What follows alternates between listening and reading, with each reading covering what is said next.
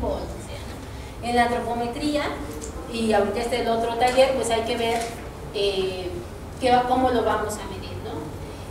No es lo mismo pesar 60 kilos con una composición corporal con un elevado componente graso a tener un componente elevado muscular elevado con 60 kilos. Y el otro componente importante es la prueba de esfuerzo, que nos habla de la parte fisiológica o funcional, ¿no? Entonces les decía, la estratificación nos va a permitir elegir el protocolo y un protocolo específico para esa población, ya sea en banda, ya sea en manivela, ya sea en bicicleta, ¿no? O sea, a todo le podemos hacer una prueba de esfuerzo. Que no tenemos ninguno de esos en nuestro consultorio, pues un banco, ¿no? O una caminata. Ahora ya hay pruebas de capacidad aeróbica que están validadas para población mexicana. Si hacemos una prueba de esfuerzo como médico deporte, lo ideal sería hacer un monitoreo cardíaco, al menos la primera prueba que les vamos a hacer. Hacerlas con pulsómetros no nos sirve a menos que solo sea para dosificar el ejercicio. Pero lo que queremos ver es si existe un factor de riesgo. Entonces tenemos que hacerla con un monitoreo cardíaco, así sean deportistas. Y entonces lo que vamos a buscar es si existen arritmias o algún desnivel, ST principalmente. Y bueno, hay índices, las pruebas de esfuerzo nos permiten evaluar riesgos durante el esfuerzo como en la recuperación. La recuperación es muy importante, la recuperación de la frecuencia cardíaca como de la tensión arterial, que nos dan factores pronósticos de enfermedad cardiovascular, y por ejemplo la recuperación de la tensión arterial nos da un factor pronóstico para una enfermedad coronaria a 5 años. Y la recuperación de la frecuencia cardíaca, muchas veces vemos que en las pruebas de esfuerzo pues nada más vemos cuánto bajó la frecuencia al 5.º minuto, al 8.º minuto, y no existe ninguna evidencia de que el 5.º minuto sea importante para evaluar la recuperación. Lo importante es al primer y al 2.º minuto de haber terminado la prueba. Al primer minuto tienen que haber bajado 12 latidos por minuto, y al 2.º minuto al menos 22 latidos por minuto. Si no es así, entonces nos habla de que hay un alto riesgo de tener una muerte por una enfermedad cardiovascular en 5 años. Y eso el paciente lo tiene que saber. No le vamos a decir que se va a infartar saliendo, ¿no? Pero tiene que saber que tiene un alto riesgo. Y es importante determinar el consumo pico de oxígeno, o que también se le llama consumo máximo de oxígeno. Ahí, como todo, ¿no? Es un problema de términos. Dicen que no puede ser máximo porque nunca sabemos que realmente sea el máximo que el paciente tiene. Entonces, por eso que se alcanza el consumo pico de oxígeno, pero no importa cómo se hable. Y la frecuencia cardíaca máxima que se alcanza, que pocas veces es la que determinamos teóricamente. Entonces, si te hacemos una prueba de esfuerzo, hay que tomar en cuenta la frecuencia cardíaca máxima alcanzada. Existe una prueba de campo que ya está validada para población mexicana. En el INER lo hicieron, y es el test de marcha de 6 minutos. O sea, aquí nada más tenemos que tener un área que sepamos cuánto mide, y entonces poner a caminar a las personas. Caminar, no correr. Si el paciente puede correr, entonces tiene que hacer otra forma. Mide la capacidad funcional aeróbica, se expresa en distancias, y el paciente tiene que caminar, y se puede caminar rápidamente, no trotar. Y tiene que ser la superficie plana, habitualmente es un pasillo, ¿no? Y se evalúa la respuesta global integrada en la marcha, que es lo mismo que la caminata, ¿no? Que bueno, es el cardiorrespiratorio, muscular. Acuérdense que el oxígeno que estamos respirando al final, lo que vamos a ver es la diferencia arteriovenosa. Cuando entra y sale del músculo, de cuánto es esta diferencia, y ahí es donde se resume todo ese consumo de oxígeno.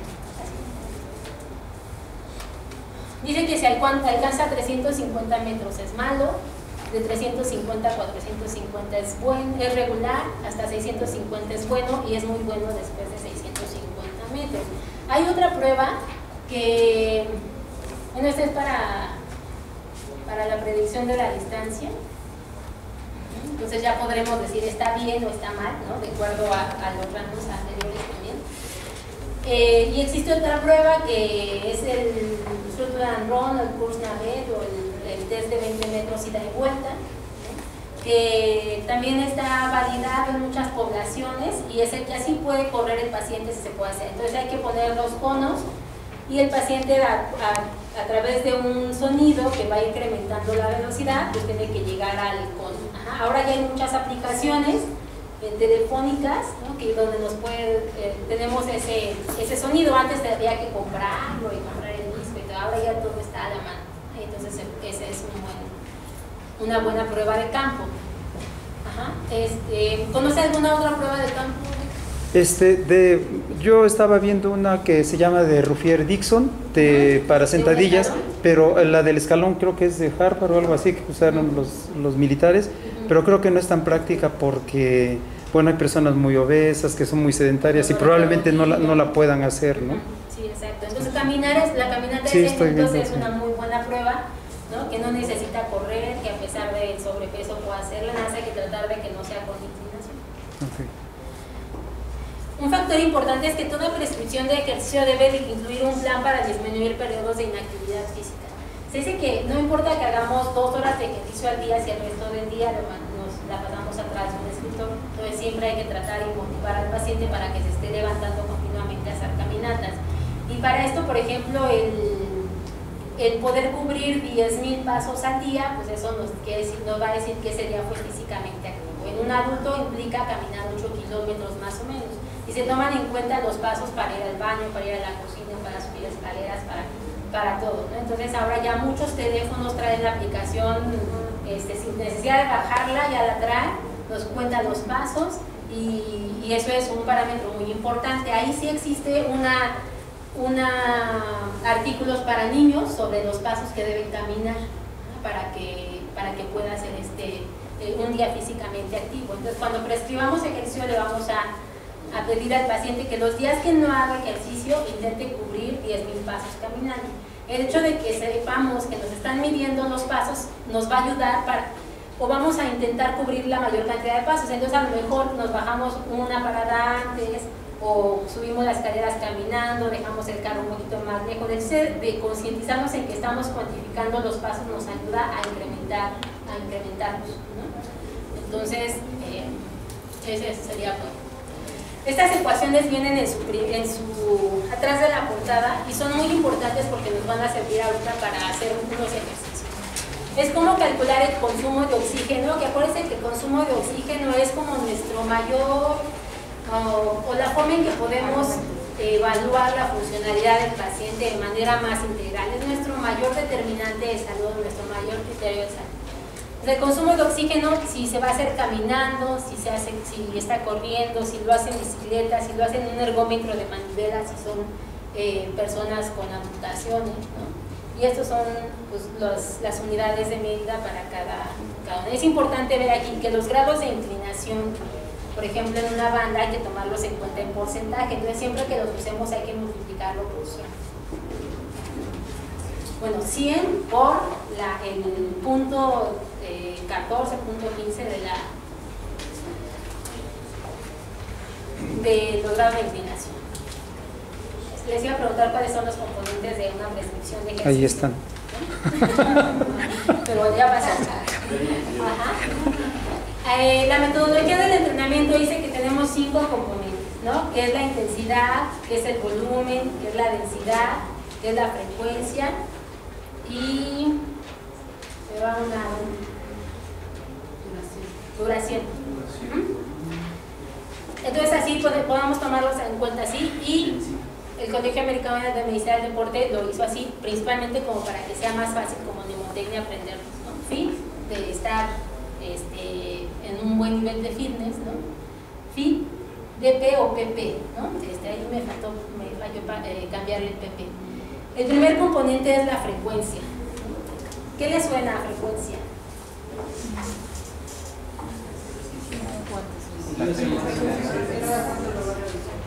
¿Cada cuánto lo va a realizar en la semana? Entonces, si lo va a hacer lunes, martes, miércoles, jueves, ¿no? Eso es importante. Y es el primer componente de progresión, ¿no? Entonces, si empezamos con 2 días a la semana, lo que va a incrementarse después, el primer componente que vamos a modificar es la frecuencia. No podemos de una semana a otra subir la intensidad, no podemos subirle el tiempo que va a ser el ejercicio, vamos a subirle la frecuencia, eso es lo primero que vamos a hacer. Ya estamos hablando un poco de la progresión. Luego viene la intensidad, se dice que la intensidad es el componente cualitativo de la carga. O sea, vamos a ver de qué calidad estamos haciendo ese ejercicio y tiene muchas formas de evaluar, o de dosificarla.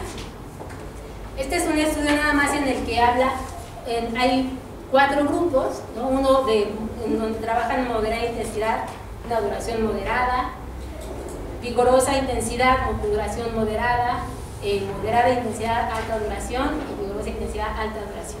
Y entonces vemos en la pérdida de peso a lo largo de 12 meses cuáles son los que, o cómo se modifica, ¿no? El que más se modifica es el de vigorosa intensidad y alta duración. Aunque a largo plazo todas mejoran, aunque estos dos últimos, ¿no? alta intensidad y duración, pues son los que más efecto tienen. Y ahora se habla mucho del entrenamiento interválico de alta intensidad, ¿no? Y bueno, quizá por ejemplo el CrossFit y todos estos nuevos deportes están un poco asociados a eso. Se ha visto que es muy eficiente, pero necesita la persona que lo empiece a hacer tener, por ejemplo para el CrossFit, una muy buena base de condición física. Pero también, por ejemplo, para pacientes con obesidad funciona bastante bien. Aquí hemos tenido un protocolo de investigación en pacientes con obesidad grado 3, que bueno, fue todo un lío que nos aprobaran, que los íbamos a poder trabajar a alta intensidad. Trabajaban hasta el 99% de la frecuencia cardíaca de reserva. Pero bueno, todo es individualizado, a lo mejor su frecuencia cardíaca del 99% era de 112, ¿no? Entonces, pues, hay una base, la cuestión es individualizar. ¿Por qué se ha visto que el ejercicio de alta intensidad es efectivo? Bueno, pues lo más importante es que se ve que una expresión de genes en el músculo esqueleto, ¿no? Que induce la biogénesis mitocondrial, induce angiogénesis y induce cambios en la composición de la fibra muscular. Entonces, de todo lo que nos hablaron en la mañana de los genes y de las proteínas inhibitoras, el entrenamiento de alta intensidad se ve que funciona justo ahí, ¿no? en esos RNA mensajeros. Entonces, se ve que es muy efectivo y son bonos de ejercicio de 1 a 5 minutos, pero que deben ser mayores del 75% del consumo máximo de oxígeno. Hay artículos hasta que dicen que hay que tener bonos durante el día, o sea, hago un minuto intenso, entonces me pongo a hacer mis cosas, ¿no? Y a las 2 horas hago otro bono intenso y entonces se ve que existe un cambio, ¿no? Y hoy justo estaba pensando que a lo mejor deberíamos hacerlo en el servicio, ¿no? O sea, el personal, cada hora hacemos un bono de 1 minuto, ¿no? Y entonces vemos pues qué tanto mejora, ¿no? Porque hay muchos artículos porque luego decimos que no tenemos tiempo, ¿no? Y entonces, pues bueno, así es, esa es una buena opción. Una pregunta.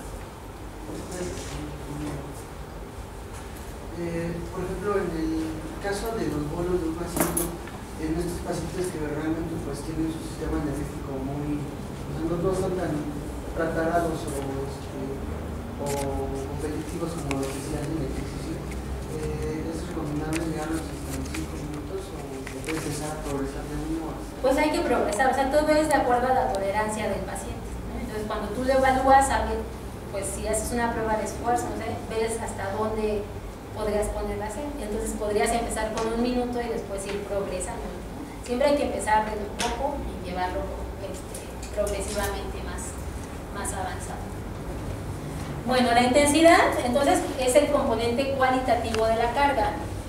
La presentación se las voy a dejar, entonces si quieren no sacar fotos, Iván. Podemos dosificar por la frecuencia cardíaca máxima teórica, por la frecuencia cardíaca máxima alcanzada, por la frecuencia cardíaca de reserva o conocida también como la frecuencia cardíaca de Carbonen, por watts, por Metz, por Borg. Y bueno, lo que nos dicen es que necesitamos para que exista una mejoría real, que al menos se logre gastar 150 kilocalorías por día o de 1000 a 1200 kilocalorías por semana. Entonces eso pues hay que dividirlo en las sesiones de ejercicio. Ok, esta es para calcular la frecuencia cardíaca máxima teórica. Esta fórmula todo el mundo la conocemos, ¿no? 220 menos la edad. Pero hay un artículo por ahí que se llama La sorprendente historia de la fórmula de 220.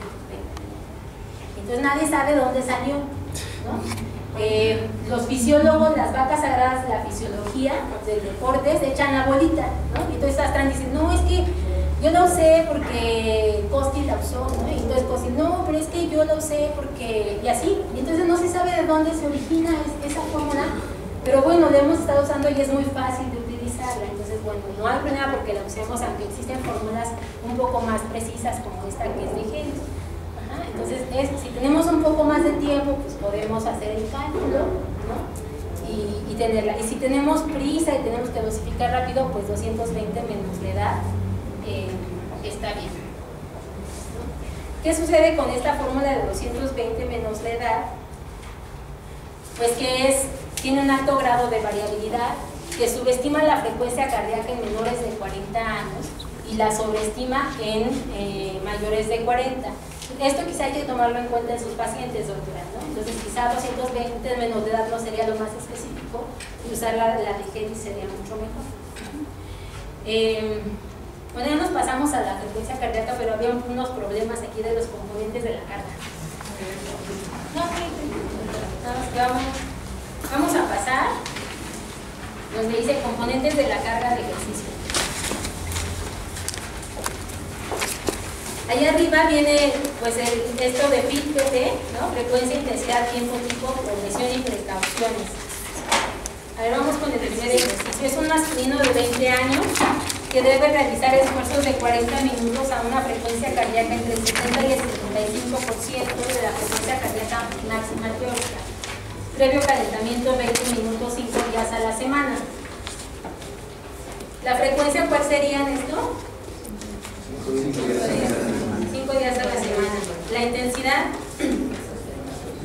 el 70 a 75% de la frecuencia cardíaca 220 máxima menos teórica. de 100. Y el calentamiento no se toma en cuenta. Ah, sí. Entonces serían ¿qué? 70 minutos. ¿Sí? Y el tipo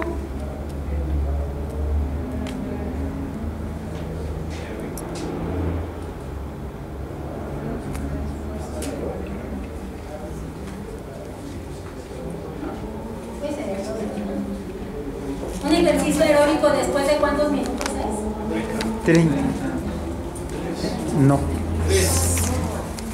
No, después de... Los sistemas metabólicos funcionan a la par, ¿no? Sí. Unos de repente Estamos funcionan mal. más, otros funcionan menos. Cuando Después de aeróbico, 2 o 3. ¿después de cuántos minutos? 2. Empieza a predominar el sistema. Cuando predomina. ¿No? ¿Se acuerdan del test de Cooper? ¿Cuántos minutos duró? 12 minutos. Entonces, él, por ejemplo, es lo que veía, pues es que la parte pura, ¿no? Ya aeróbico, bueno, ya cuando los otros sistemas energéticos están muy bajos, es a los 12 minutos. ¿No? Pero sí, después de los 2 minutos y algo, ¿no? Ya predomina la parte aeróbica. Entonces, si dura 40 minutos la parte principal del entrenamiento, de este entrenamiento, a una misma frecuencia cardíaca, ¿no? Entonces estamos con un ejercicio aeróbico, ¿no? Entonces tiene tipo de ejercicio aeróbico. Eso está muy fácil. Bueno, hay otro. Femenino de 40 años de edad realizará caminata durante 48 minutos en intervalos de 3 minutos, que sería un intervalo intensivo de 85 al 90% de la frecuencia cardíaca de reserva, y va a alternar con 9 minutos entre 65 al 75 de la frecuencia cardíaca de reserva. Va a realizar 4 intervalos, 3 días por semana, con 10 minutos de calentamiento y 10 minutos de enfriamiento. ¿Cuál es la frecuencia? 3 días a la semana. ¿La intensidad? Alta. Ajá, una es que la podemos describir tal cual nos dicen, ¿no? Así, entre el 85 y el 90 y entre el 65 y el 75.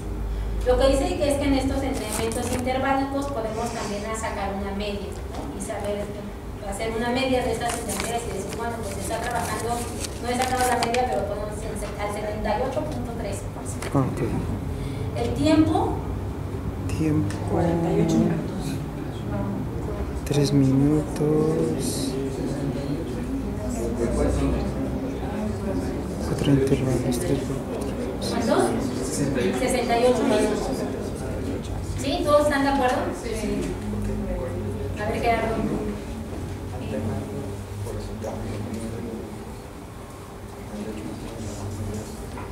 Son 48 minutos de la fase fundamental o principal de la sesión de entrenamiento más 10 de calentamiento. Pero dice alternado por 9 minutos. Ajá. Entonces son 48 más 9 más 10 más 10.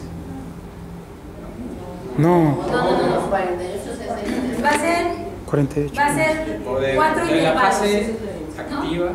Va a ser 4 intervalos 48. de 3 minutos intensivos con 9 minutos de entre reposo. 9. O sea, cada intervalo completo dura 12 minutos.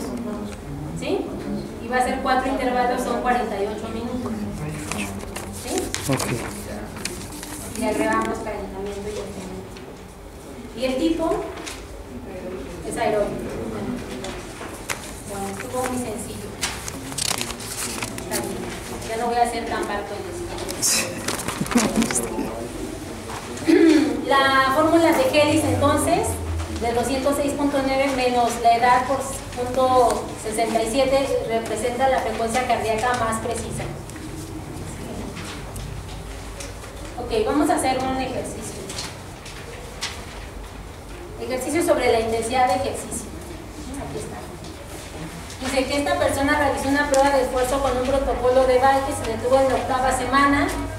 Alcanzó 178 latidos por minuto, que representó el 93% de la frecuencia cardíaca, ¿no? De la frecuencia cardíaca máxima. Aquí.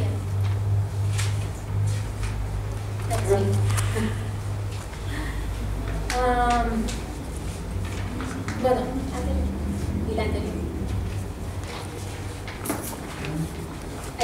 Sería el primer ejercicio. Dice, hay que calcular la frecuencia cardíaca de entrenamiento entre el 65 y el 75%.